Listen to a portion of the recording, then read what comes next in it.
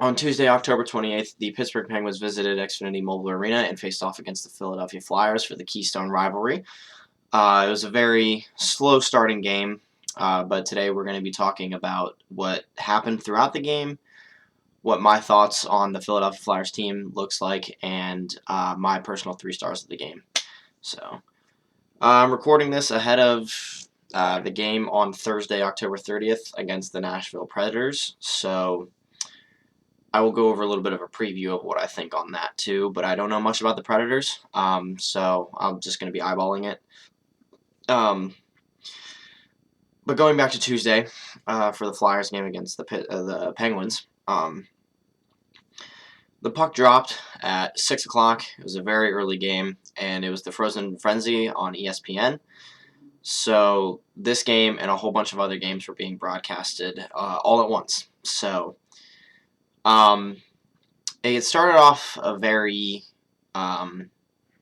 boring game, and being there in person, boring games kind of suck because you paid however much money to be there in person, but it was pretty boring, and the Flyers seemed to have a pretty slow start, and they had the most shots on goal, but they didn't seem like they were good shots on goal, and they were extraordinary saves on Seelovs' part. Seelovs is a great goaltender, obviously shutting out the Rangers 3-0 for the first game of the NHL season was pretty impressive. Sorry, second game of the NHL season was pretty impressive, and getting the first shutout of the NHL season on the first day, not easy. But he managed to do it, and he's been looking pretty well. I've been checking the highlights, and he's been doing pretty good. It seems like now that Pittsburgh has their new head coach, Dan Muse, they look like a better hockey team. And, Mike Sullivan obviously going over to the New York Rangers, and with the slow start that they're having this season that nobody saw coming, is very shocking. And it kind of raises the question of, did we just solve the problem in Pittsburgh? Was it the head coach problem? And it kind of seems that way because the Pittsburgh Penguins are on a tear. They are, 6-2 and whatever. I think they lost one game in overtime. 6-2-1. 7-2-1. And they're a hot hockey team, and it's kind of like what you would see in the early 2000s and the late 2000s when they were a Stanley Cup winning hockey team, and then ever since 2020 had not making the playoffs in 5 years. Still having the star power in Sidney Crosby, Chris Letang, Evgeny Malkin, Brian Rust, obviously losing Jake Gensel to a trade to Tampa Bay. But the star power is still there, and Erik Karlsson.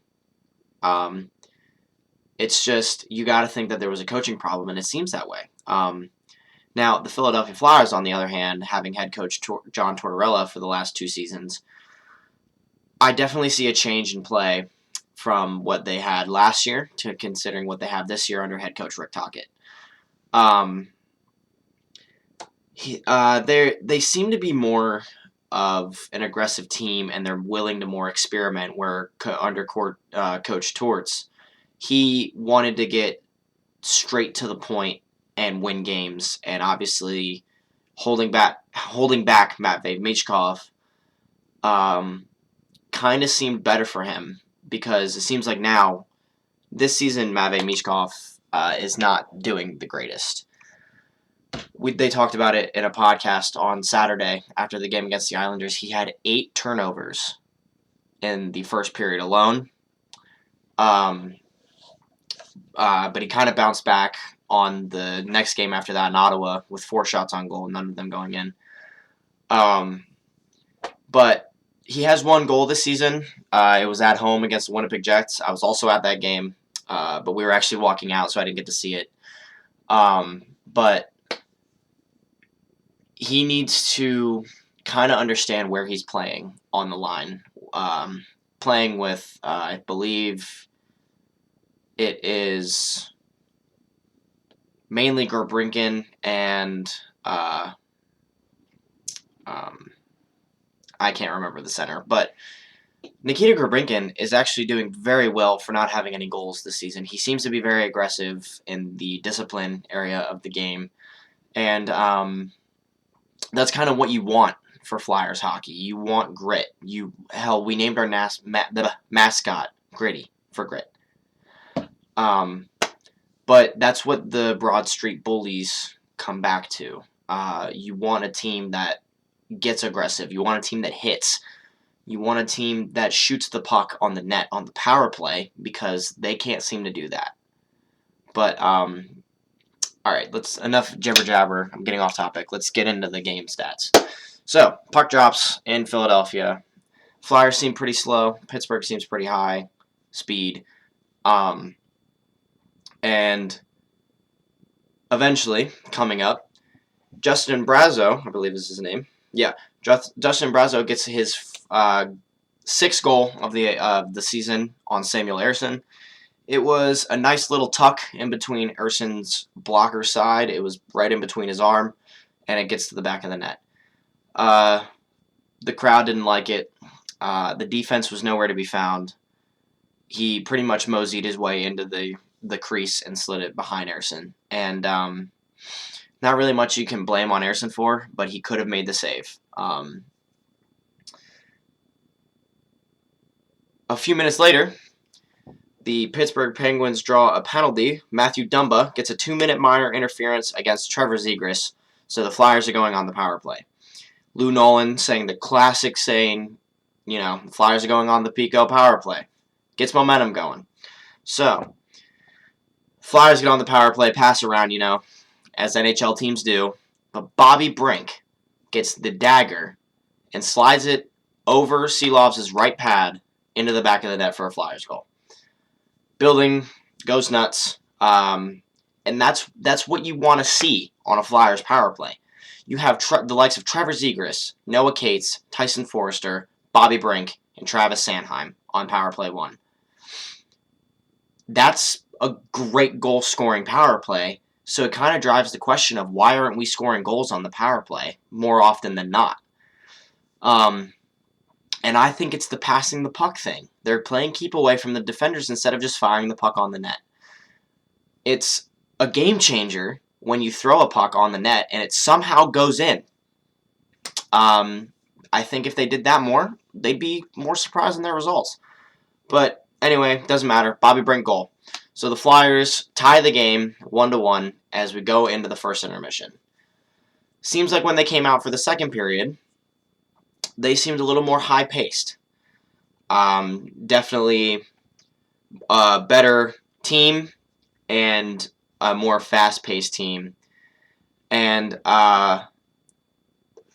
Pittsburgh obviously coming back and not getting that many assists, not getting that many shots on goal the entire game. They were outshot, I believe. Let me check my stats here. They were outshot by 2. And the first period shots on goal were 8 for Pittsburgh, 10 for Philadelphia. So it's still a high-shooting game.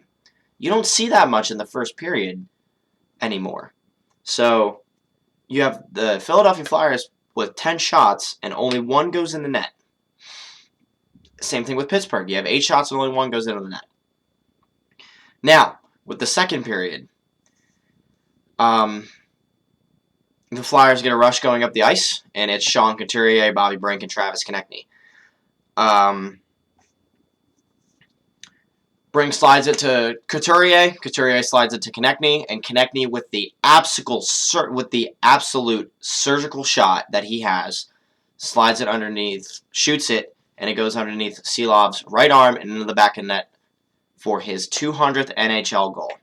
Now, that was probably maybe the coolest thing that I've ever seen in the Xfinity Mobile Arena. The building erupted for him, and it was really cool to see my favorite player score his 200th NHL goal while in person and give the Flyers the 2-1 lead. Now, the rest of the second period was pretty dominant on the Flyers side. They get more shots on goal. Shots on goal for the second period being 14-5 in favor of the Flyers. And you kind of wonder, because Pittsburgh looked very sloppy, but they were, one of the things I noticed was that they would get the puck to the blue line and they would have somebody planted there, or they would have them moving up the wall, and then somebody coming with an extra head of steam behind and just sliding the puck right there, and the Flyers had nothing to do about it.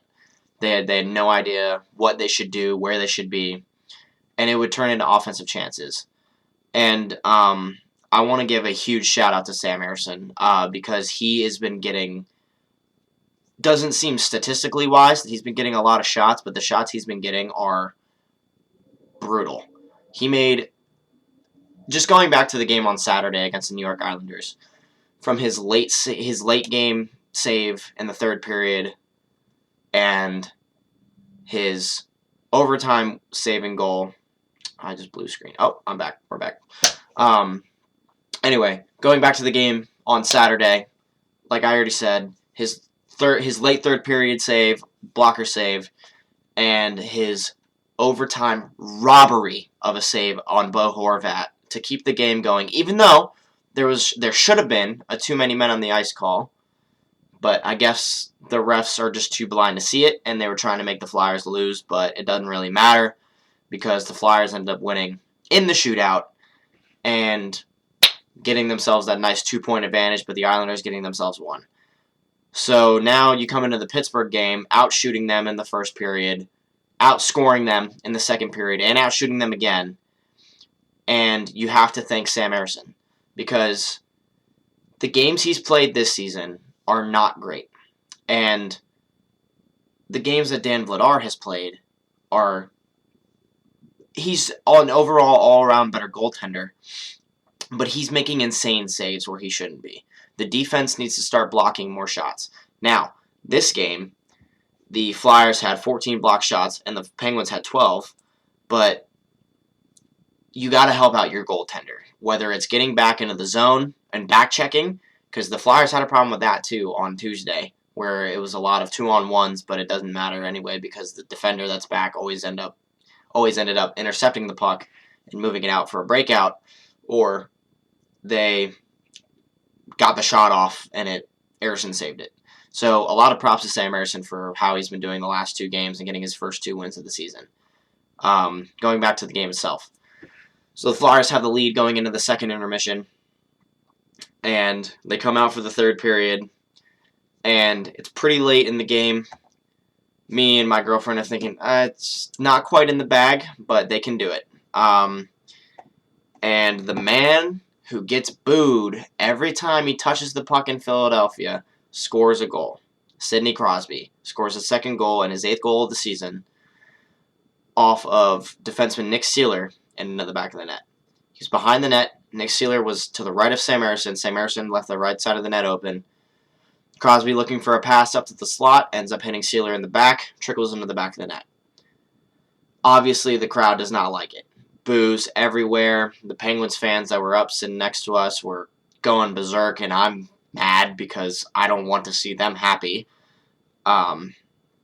But so this forces a shootout. This forces overtime. And oh my God, what this might have been the most controversial overtime I've ever seen in my life. Where do I start? The puck's dropped. Pittsburgh wins because obviously Sidney Crosby is a master at face-offs. I got to give him props on that.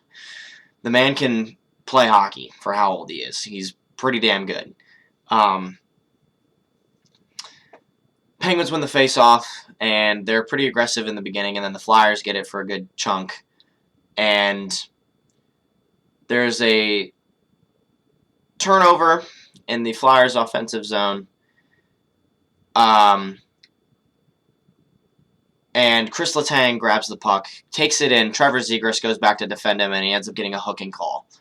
So now he moves it back up while the goaltender is trying to come off. Evgeny Malkin jumps over the wall. He grabs the puck. I don't know why they didn't blow it dead, but he shoots. In the middle of the puck traveling through the air, the whistle blows. So the puck goes in, but thankfully the play was blown dead because if that was a good play, the game was over. So Travis Sanheim and the likes of others on the ice are going like this. There's no goal, and they're pointing up at the ceiling because it was too many men. And the referee comes over, and he says that call on the ice is no goal. Meanwhile, number 46 Philadelphia has a 2-minute penalty for hooking. So now the Penguins are going to get a power play, a 4-on-3, and the Flyers are going to be shorthanded for 2 minutes. It's pretty early. This is pretty early into overtime. I don't even think we hit 3 minutes yet. I'm sorry, I don't even think we hit 2 minutes into overtime yet.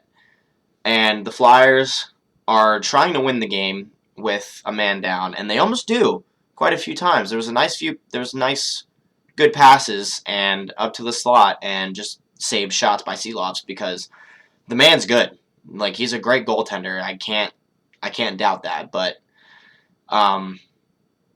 so now that that's a no goal, the Flyers get another chance, and it is Trevor Zegras, Tyson Foerster, and Travis Sanheim on the ice for the Flyers. And Trevor Zegras takes it over, and this is after a Flyers power play. So it's a 4-on-4, and it's Bobby Brink as well. Trevor Zegras takes the puck over the line. I'm sorry, it was Owen Tippett. And he takes the puck over the line, passes it to Tyson Foerster. Tyson Foerster hits the right post and goes into the back of the net. The building goes nuts, including myself. I'm thinking the game's over. I start walking down, and I see the referees go over to the scorer's stand. So I'm like, what could possibly be the call? Trevor Zegras takes the puck over the blue line, but drags it back out. So, plays offside. Now the Flyers have an extra chance on the power play steal to win the game. Jamie Drysdale tries to take a shot, gets it to Owen Tippett, both whiff. We're going to a shootout. Now, the interesting part, that the ending of the overtime, Trevor Zegras shoots the puck on the net, which riles up the Pittsburgh Penguins, and an all-out 5-minute brawl takes place. Now, like I said, I was also at the game on Sunday. There was another good 5-minute brawl, which resulted in 3 guys sitting in the penalty box. But this was a little different, because since we were going to a shootout, we can't really put guys in the box. There's no point. So I had to pull up the list, because there's so many names. But,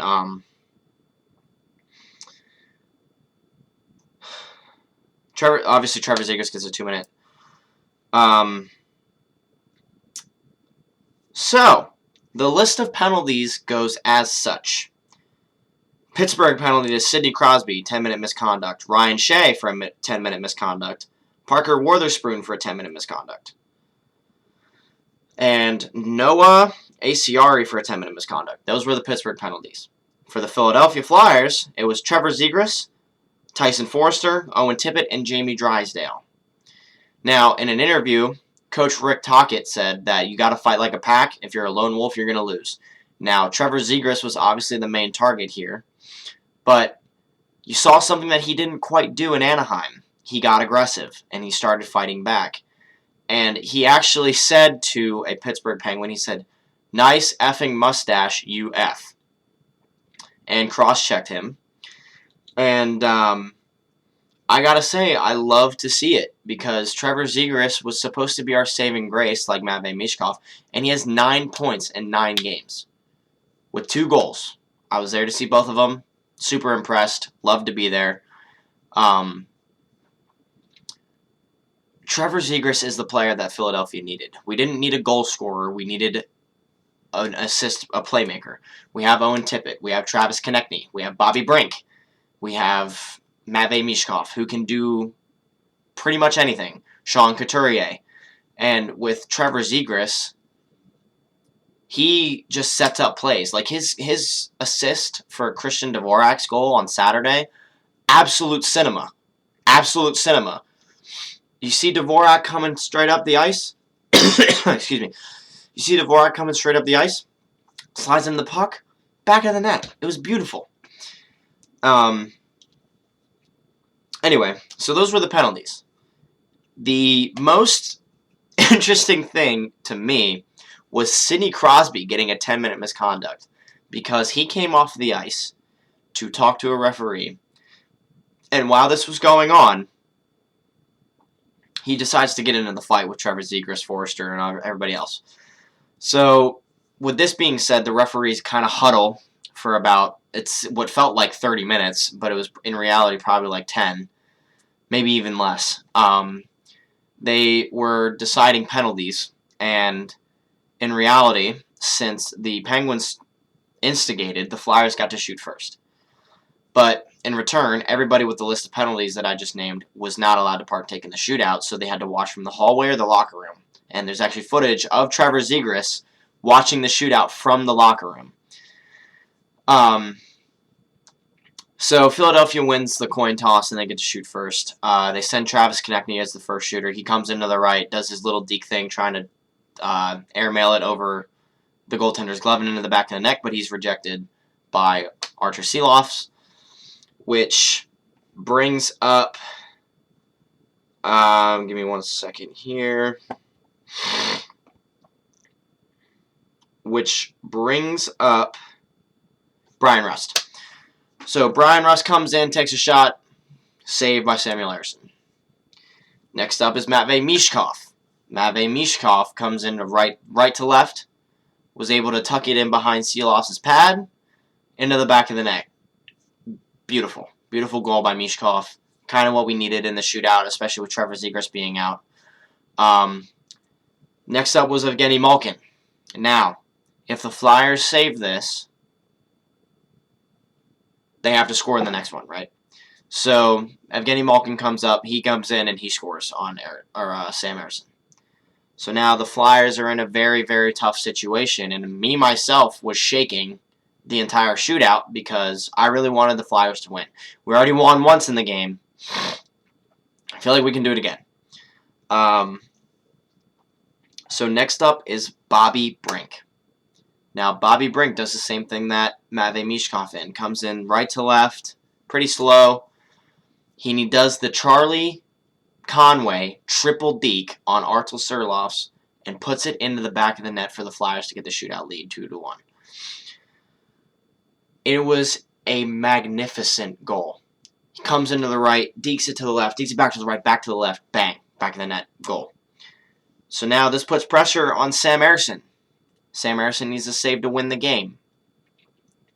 So Ville Koivunen comes up straight out of the NHL, straight out of the AHL. And he comes in with a slow start on Sam Ersson. He shoots it, and what I think is a save, I start cheering before I even knew that the puck stopped moving. Gets in between Ersson's pads, comes out, Ersson sees it, kicks the puck away, and the Flyers win the hockey game in the shootout again. And back-to-back shootout wins.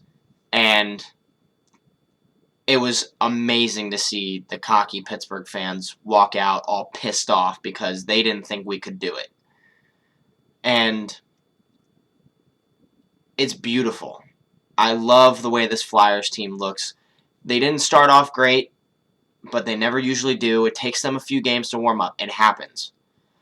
But we shouldn't be worried anymore. Our rebuild is almost complete. At least I like to think so. Obviously with the likes of Trevor Zegras, Christian Dvorak, Bobby Brink, Nikita Gerbrinkin, Matvei Michkov, I can go on and on. But we have good players. But, Anyway, moving on to the 3 stars of the night. I think the third star was Sam Ersson. Now, played a great game, but the goals that he let in, the second one couldn't really be prevented. That's not on him.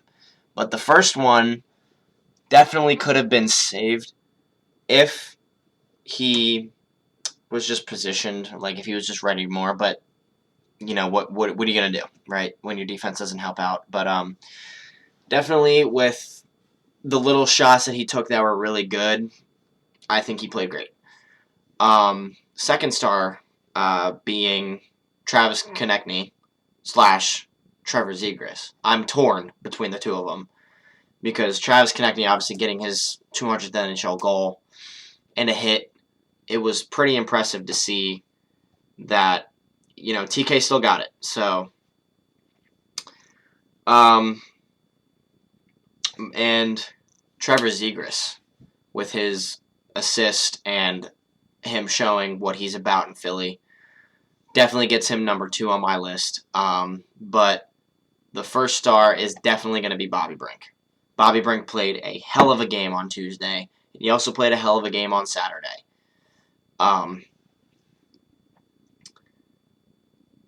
I think we made a good investment in Bobby Brink.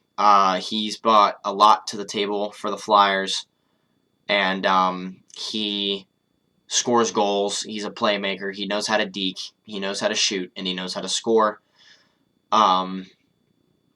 I think the Flyers made the right decision with drafting Bobby Brink. Anyway, going into tonight's game against the Nashville Predators,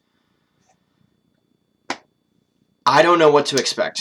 In the last 5 games, Philip Forsberg and Owen Tippett both have 3 goals. Owen Tippett and Philip Forsberg both have 5 goals on the season. Ryan O'Reilly with 3 assists in the last 5 games, and Sean Couturier with 4. And O'Reilly and Zegras tying for points at 6. The starting goaltenders will be Juuse Saros with a record of 4-3-2. And getting the start tonight is Dan Vladar. Really excited to see what he can do. He's got a .903 save percentage. And, yeah, I'm sorry, he has a .932 save percentage, and he has a 1.81 goal out average. The Flyers are 24th on the power play, but the Predators are 30th. I actually didn't know that. I'm looking at the NHL app right now, and the Flyers have a little bit better of a power play percentage than the Predators do. They're pretty even on the penalty kill, but the Predators are 3rd and the Flyers are 6th. Safe off percentages, the Flyers are a little bit over by not even half of a percentage. I don't even know what that means. But the goals allowed for the Nashville Predators are about 3.36, and they rank 23rd in the NHL. And the goals for the Flyers are 2.56, and they rank 7th. Their goaltending seems to be okay. They only allow 3 goals per game, and that's how you win games. You don't allow too many goals. Obviously, that's the objective of the game. Put the puck in the net, try to keep it out of yours. But when you do that, it helps, for sure.